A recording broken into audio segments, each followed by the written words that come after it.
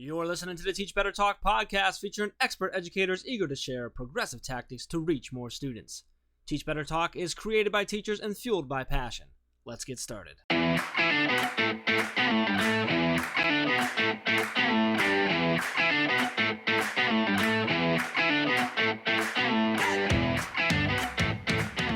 Hey everyone, welcome to episode 187 of Teach Better Talk. My name is Ray Hewart, and as always, I am with my back from vacation friend, Jeff Gargis. Jeff Gargis, when this episode comes out, you'll have been back from vacation from a whole week after being on vacation away from the team for an entire week. So I just want to tell you from the deep bottom of my heart, thank God you're back. You have a lot of work to do.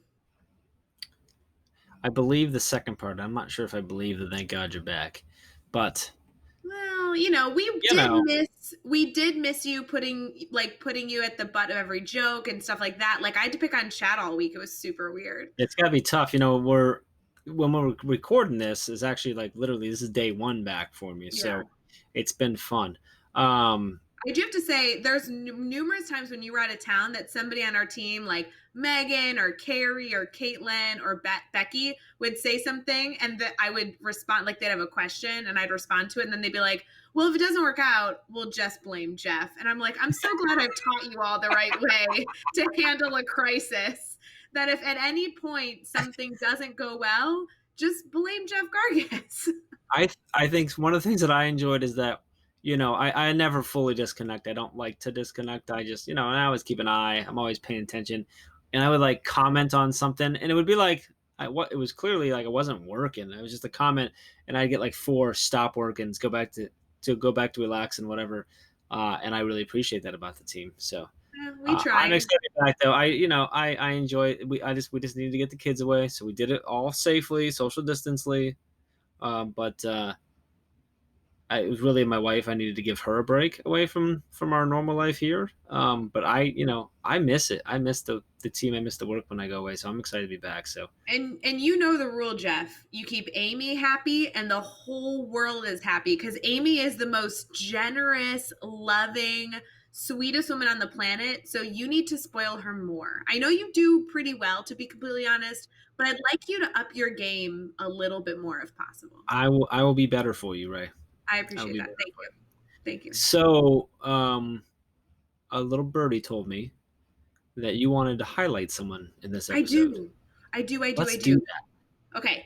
So are you going to tell me who, or is we just going to? No, I'm going to leave you in suspense. So the Teach Better team just launched the ambassador program. We got all these applications. We can only accept 20. We do hope to open up applications again. However, the ambassadors that were accepted are just in the midst of kind of getting acclimated with all the things, all the surprises that we have planned for the ambassadors. One of the things today that I was reading through and watching through actually was a Monday challenge that was posed to our ambassadors. And one of our amazing ambassadors specifically talked about how they got connected to the Teach Better team via the Teach Better Talk podcast. So I want to give a shout out to Michelle Casson, who's a part of our Teach Better Ambassador program. And I just love that she said that she was like a podcast junkie and somehow got connected with the Teach Better Talk podcast and really enjoyed it and kind of entered into our family, through that avenue. So if you guys are listening right now and you want to follow her or give her a special shout out because she truly is amazing, a great educator to go connect with. She's located in Oregon and her Twitter handle is Buckeye Girl. So it looks like girl has 2 L's at the end. So BUCKEYEGIRLL. OH, Michelle. OH. Whatever. OH. She's an OSU girl. I love it. Yeah, shout out. Michelle's been she came, I can't remember when she actually started popping up all over, but she started popping up all over in our world. And that's super awesome. I did not know it was because of the podcast. So that's great. So hopefully she's listening right now. Michelle, if you're listening right now, I hope you still listen. And you're awesome. And we're super pumped and honored to have you as one of the ambassadors. That's really cool. Well, I do have to say the challenge for that Megan and Andrea posted the ambassadors today was to share your story of how you connected to the Teach Better team. And it was amazing to see people like commented, but they also recorded videos of them sharing their story, which actually kind of like it was so enjoyable to watch those. Like it took me back a little bit, like choked me up of how amazing it is that we're forming this virtual family, you know, the Teach Better family. You're all of you included are, you know, part of our family that are listening. And I loved just reading the stories and watching the videos of people kind of sharing how they came a part of this family. And so her little shout out to Teach Better Talk. I'm like, hey Jeff, we brought, you know, some cool people into this cool little family. So if you're listening right now, I do want you to enjoy this amazing episode, but if you want to pause it and maybe like tweet out or share in an Instagram story or on Facebook, share out like how you got connected to the team. We'd love to Yeah. hear your story. I mean, even us, we have different stories of how we got connected to the team. So share those out. That's super cool. I love that. Yes, I'm looking forward to seeing some of those come through. All right, that's really cool. So thank you, Michelle, for being awesome, and I mean just everyone listening, you're awesome as well. Let's talk about this episode. So Sean Thompson is a educational technology specialist. He's actually at an international school in Tokyo. Which was kind of cool because it was like bright. It was like early morning for him when it's nighttime for us. So it was kind of an interesting conversation. Sean travels. He works at the school, but he also travels all over the place. He does speak and present, and obviously not traveled as much during COVID, but does a ton with his YouTube channel and creating content, sharing and training, and trying to help educators with tech integration and just creativity in general. You're going to hear his passion around creativity just seeps through this entire episode. He's also an Apple Distinguished Educator. He is a let's see what else. He's a Google education trainer, a certified Google educator, and does a whole lot of stuff. And I really love. There's some really sweet one-liners in here, but really towards one first and foremost, you got to listen closely because Sean's got a pretty cool giveaway. He's got a couple giveaways that he does, a bunch of free stuff that you can grab by listening. There's one of them that's time sensitive, so you got to move on it. And then also toward the middle to end of the episode, he shares. He's getting into creativity, and he just kind of gets going, and he just rattles off a whole bunch of really cool, like simple ideas that you can utilize right away to like spark creativity, to like test creativity and to kind of dive into it. And I really got excited about that. That was really, really cool. So I'm pumped for everyone to listen to this. Ray, anything you want us to pull out of this episode specifically? You know, there's a lot of good, I was going to note actually a thing you just said, that there's a lot of good, really quick advice pieces that you can go put in action right now. And if we could all be better at that, I think we would really continue to serve our students even better than ever. So take one of his small ideas, go implement it, and make it happen. Love it. With that, let's get in episode 187 with Sean Thompson. All right. Hey guys, real quick, I want to give a shout out to Jennifer Apple, who is publishing an amazing children's book with her dog, Maya, if you can believe it. Award-winning dog is coming out on July 9th, and we are so excited to celebrate with Jen and Maya as this children's book hits Amazon and gets in the hands of children around the country. Check out Award-Winning Dog on Amazon or Barnes & Noble. But if I were you, I would go over to awardwinningculture.com because I'm pretty sure there you can order the book and get some free stickers. So go over there, check that out, and a massive congratulations to Jen and Maya on this big accomplishment. Let's get back to the episode.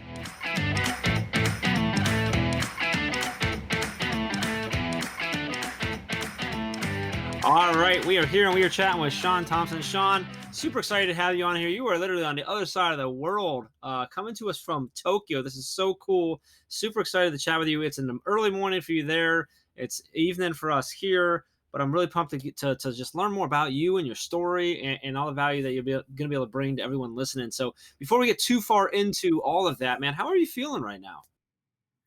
Well, it's been a long stretch. Of course, the school was in remote learning for a few months there. I did what everyone does, grew a big beard and tried to stay inside for a while. But on the whole, things in Tokyo are pretty good. Just watching the numbers of things and to try and help the girls here at the school. It's a girls' school. They opened up a summer school, which makes it much easier, of course, to do social distancing measures with that because there's nowhere near as many kids. But on the whole, I'm feeling pretty good. I'll be honest with you. I got 6 weeks ahead of me. I'm planning on taking a bunch of Adobe courses and just getting more creative myself. I love that your mission is to take courses and continue to be a learner. Look at that spot on answer right before we even got started. I do want to make sure our listeners kind of learn all about you because they have been connected. They may not be connected to you, but I know we've been connected for a period of time. So, would you mind kind of telling our listeners kind of what you do in education? What's your role? Well, I'll give you two answers there. Of course, my official bio would be putting me as an educational technology specialist. I have been, in the past, worked as a homeroom teacher from kindergarten up to grade 8, and I've taught all different kinds of classes from mathematics to design technology up into the high school level. But to be honest, I love the kids at about grade 2 to grade 6, sort of like in elementary, because that's where I can give them the creativity bug, give them some skills with tools, and have them for a number of years in a row, so I can finally say goodbye to them. They can go and do more stuff when they leave me for the middle school. And yeah, I've done a lot of other things too. I've done a lot of keynote speaking. I worked as a coach. A lot of the third party stuff, the ADE and the Google certifications, because that's just a great way to learn new things and to make new connections. Um, yeah, but to tell you the truth, I'd like to tell you that I think I help people. I hope that's what I do. As a technology coach, I'm helping kids in class and teachers outside of class planning how to make technology matter in the units and the curriculum that we already have in place. As we know, we're all under fire for time, so why not get creative and learn some skills right alongside the curriculum that is so necessary for us to not just cover, but to get into and unpack deeply. See what else about me. Creativity, imagination, innovation. These are the things I want the kids to get in a habit of doing. They come up to me with a problem and it's like, wow, congratulations, you have a problem. Why don't you go and work on that for a little while and come back to me. We'll talk about the solutions you tried. I do teach, with and about technology, but my biggest goal really is this idea of the kids becoming more independent learners. And the more creative they are, that's really the whole thing about the book that I was lucky enough to publish last January, that creativity is really where we get the greatest satisfaction in our lives. And it's the best way to become active problem solvers. All right, I'm loving it, Sean. And you mentioned the book, which is awesome because I was going to go right into it now. So I'm hoping you can share the book. Creativity is Everything: Rethinking Technology, Schools, and Humanity. I think I got that correct. Can you share with us? I kind of want like all the pieces of it. So why'd you write the book? Like, where did that come from? Who's it for? What's in it? What can we expect?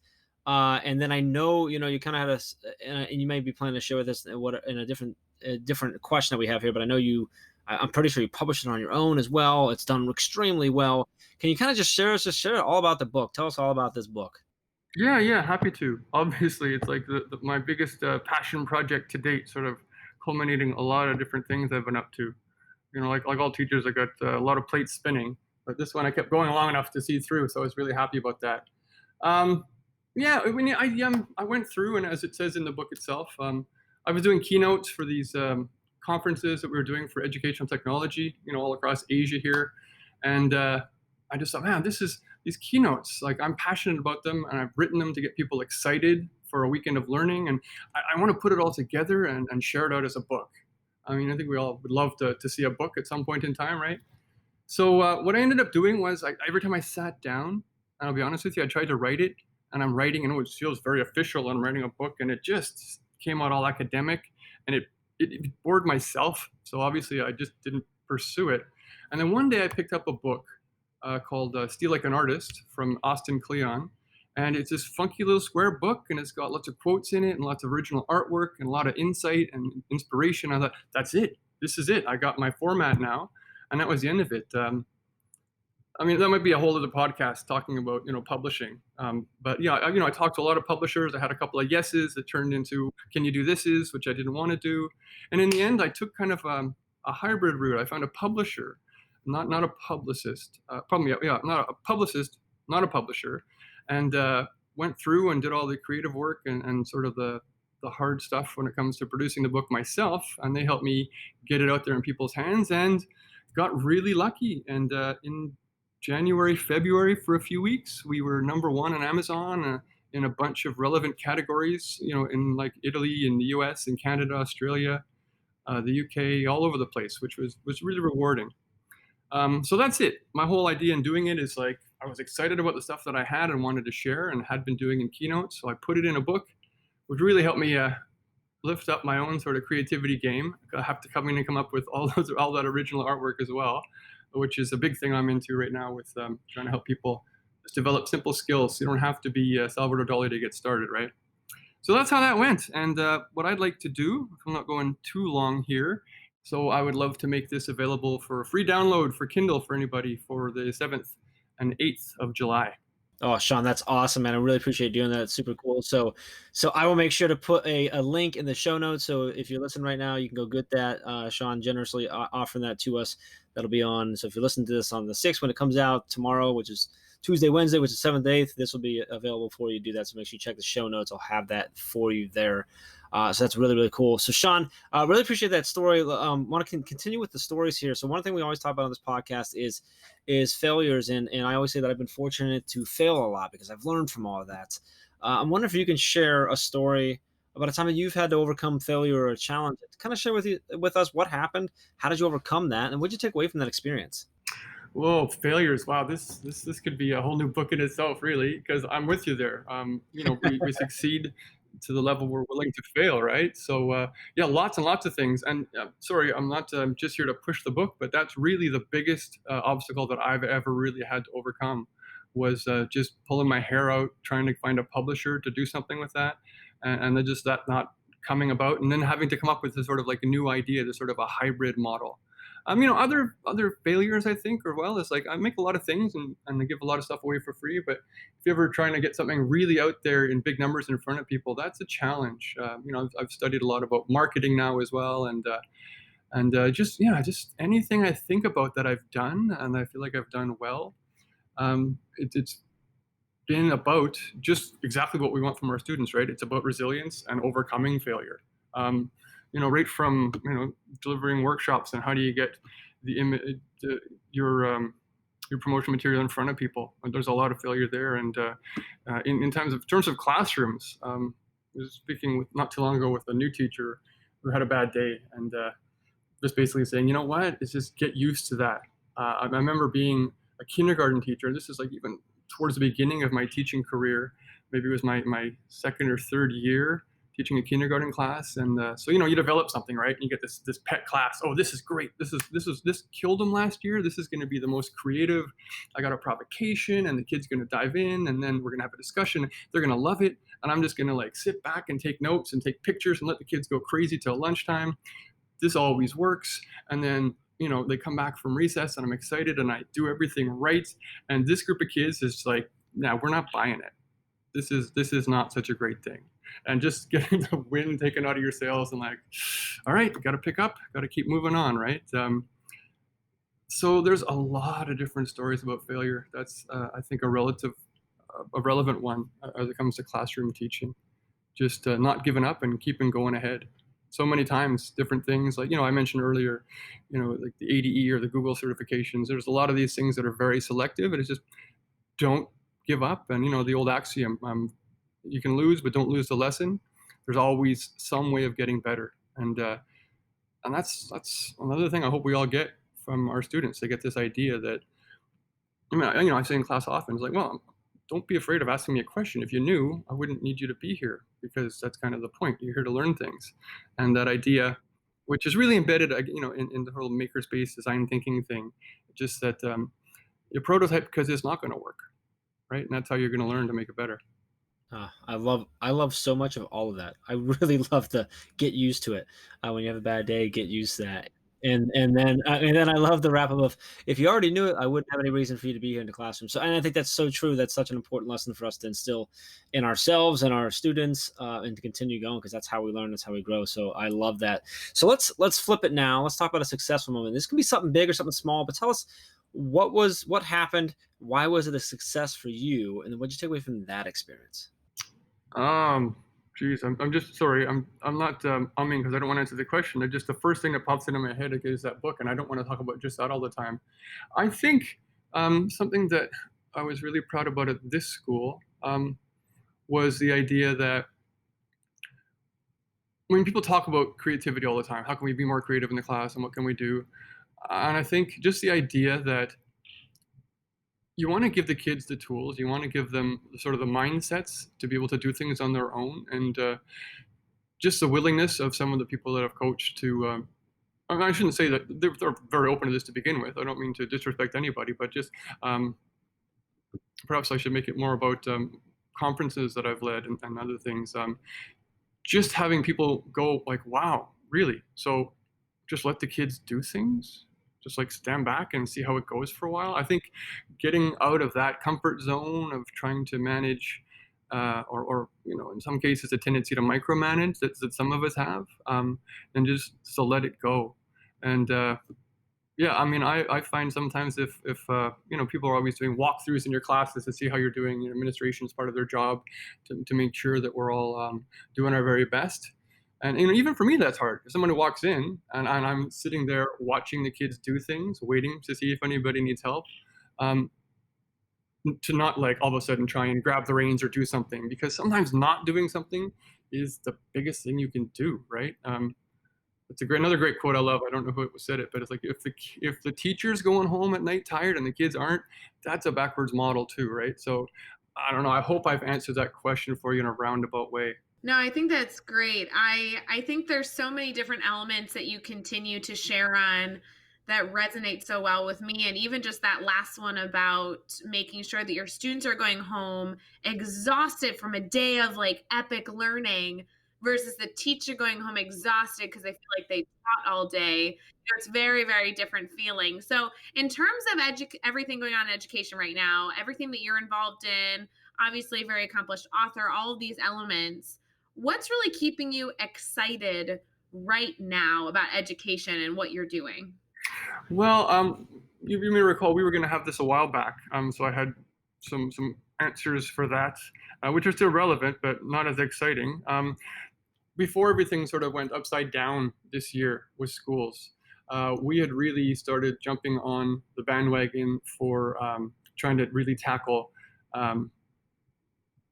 learning analytics for data visualization, and that was really I was really excited about that, and I am quite a bit still, though I got to say not as many teachers are as excited about it. I did a workshop for this online platform last week, and everyone wanted to know about remote learning for young learners, but when it came to like, now I can show you this dashboard where you can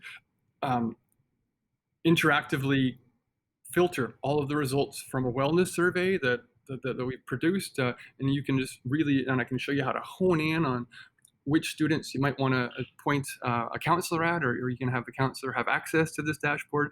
It's basically, it's called Google Data Studio. So anything you can get in a spreadsheet, and if you know anything about spreadsheets and data manipulation, you can get it all in one place. And with Google Data Studio, it's kind of like a web page, but you can add these filters to it, and you can cross-reference, and you can just get any sort of data visualized that you could possibly imagine in a way that makes sense for you and your teachers. So that's something that I was really excited about a few months ago before it sort of fell by the wayside, because obviously trying to manage remote learning takes up everybody's energy and everybody's focus. I was really excited about that, and I'm looking forward to getting back to that.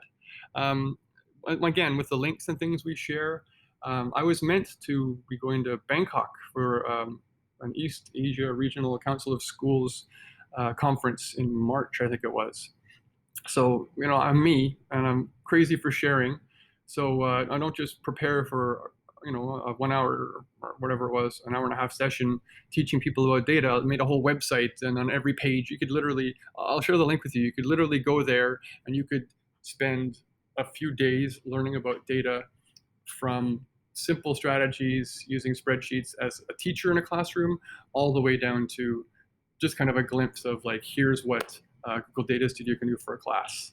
I got a friend who's, I swear, Wesley Probilski is his name. And remember, it's a hard name to say, but you should remember it. I swear to God, this guy is going to be a name when it comes to learning analytics and data visualization for schools. The things he does is just amazing. I mean, I thought I was pretty good, and this guy is just incredible.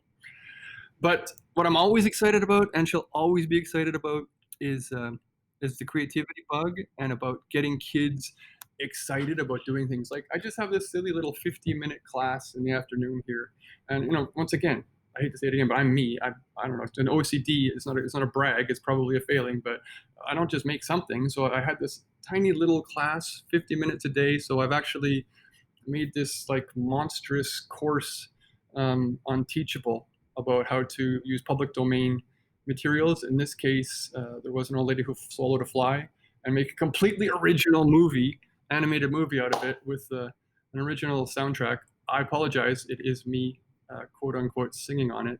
And the kids come in early and they don't want to leave when they're done. So yeah, creativity. And sorry, Jeff, just to go back, I think maybe I can answer your question a little more directly about the success. And it's a success about curriculum here at the school and with the teachers that I work with.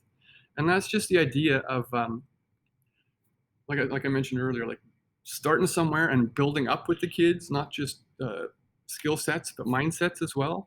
And one thing we've done really well with the curriculum we've been developing over the last number of years is like just slowly jumping in. Like the very first thing I actually have grade 2 kids do when they first get access to Mac Airs here at the school is they actually make like a Creative Commons licensed image.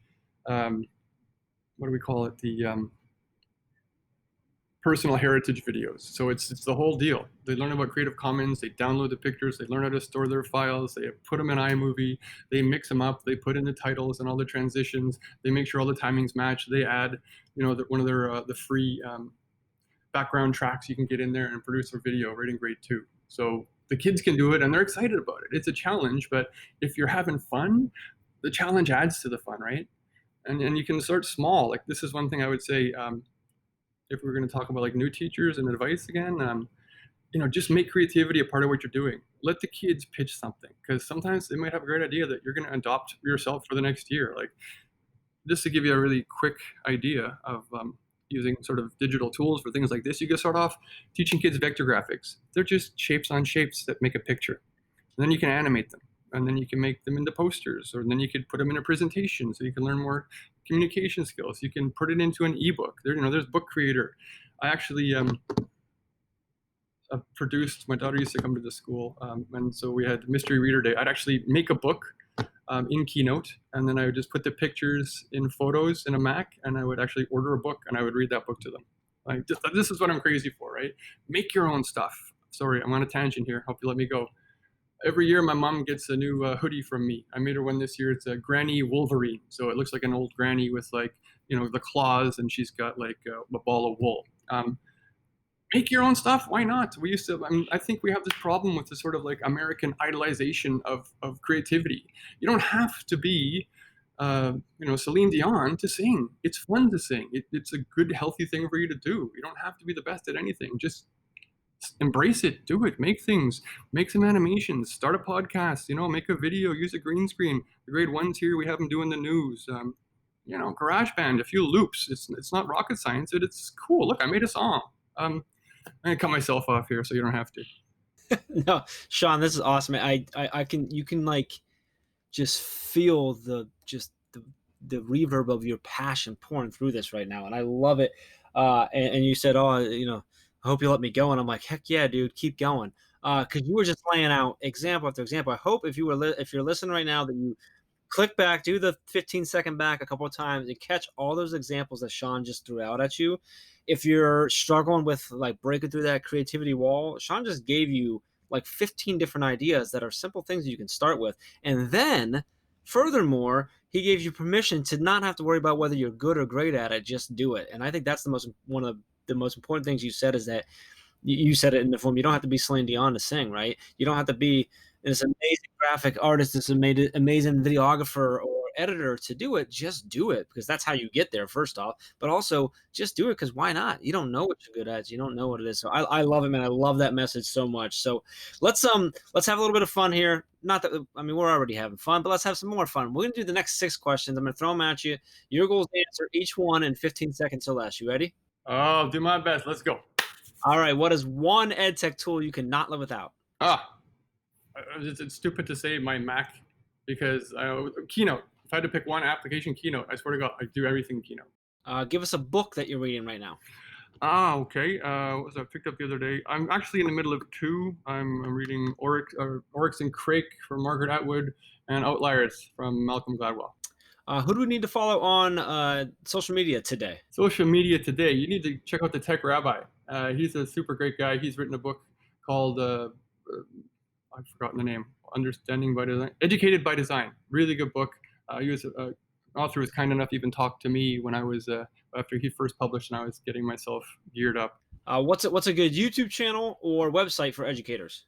Well, if you're interested in Python programming, one of my colleagues has a YouTube channel just called Christian Thompson, I believe that's his name. But it's made for high school kids. It's really good, really comprehensive, and really easy to follow. And of course, there is the Digital Creativity YouTube channel, which is mine and full of free stuff all the time. You don't want to miss that.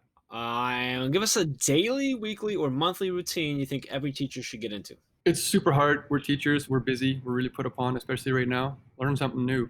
And I think every teacher has done that since remote learning has started. I mean, I'm, a tech integrator, and I've learned things. So I think keep that going. I think we have a chance here to maybe get into more of a blended learning model where you can utilize tech tools that you've been afraid to or not had time to really pick up yet and polish, but you've started things that you can continue going. So that whole learning curve thing, always try to fit in something new and get creativity involved. Engage it, and you'll engage your students. And what is the best piece of advice you've ever received? Probably remember it better if I listen to advice better. Sorry. All right, how about something, a quote, again from the book. It doesn't matter what you can do. If you're not happy, you fail. Oh, I love that. So awesome. I think that's so good. I have gotten so many really great quotes and takeaways, Sean. I want to make sure our listeners can stay connected to you. Do you mind kind of sharing what platforms you use, how people can stay connected and continue this conversation? Absolutely. I am at Sean Sensei, SEANSENSEI on Twitter. Make comments on the Digital Creativity Club YouTube channel. There will be links on the page for this. I've got like a whole creativity course. In fact, here's something that I just finished doing. I've put up a creativity challenge. So I've made some of my courses free. Most of them are Mac based, not all, but just definitely be aware they're a little bit Mac inclined. But my challenge for the summer creativity challenge is that I wanted people to take one of those courses, and with that you also get a free PDF copy of the book, not the downloadable Kindle, which I can only do sometimes. Make some things and start sharing some things out, and I can always be reached through there as well. That's awesome. And actually, right before we got on, I actually watched a video. We talked about that challenge, so I'm super excited for people to share that. Did you have something else? I'm sorry, I think I cut you off there. Well, that's okay. I'm not exactly sure what you cut off. Yeah, I think I was just going to throw in, LinkedIn, of course, as well. And I've got a blog, and I've got the giveitaway.net is a technology integrator website full of other free goodies as well. Sorry, I feel like I cut you off. No, you are fine. It was all awesome stuff. I will make sure that that's all over in there. So, listen, and all the links and all the resources, everything we've mentioned in this episode are over at teachbetter.com, as well as all those really important links for connecting with Sean, keeping the conversation going, getting all the freebies he's got over there, all those videos on his YouTube, to get into that challenge, to make sure you get get the copy of his book free, by the way, free on Kindle there. So make sure you head over to teachbetter.com for all of that. Be sure to hit subscribe to miss any upcoming episodes. And if you can give us a rating and review, we'd really appreciate that as well. And let's keep taking this one step further. Think of just 3 of your colleagues who need to hear these amazing stories and connect with these amazing educators, and share this podcast with them. Sean, this has been an incredible episode. There was so much value in here. I mean, just so many little nuggets and so many one-liners that you threw that I just loved, and so much value that you offer everyone on a daily basis, including our audience here. I really, really appreciate, man, for coming on, taking some time and hanging out with us. Thank you. Oh, no, thank you. As you probably picked up, I love talking about this stuff. And yeah, I would like to throw it. Since I came across you guys and talked to Ray some time ago, I've been nosing around in all the wonderful things you're doing as well. So keep up the great work. Well, I appreciate that a whole lot, Sean. And until next time, let's get out there and let's teach better.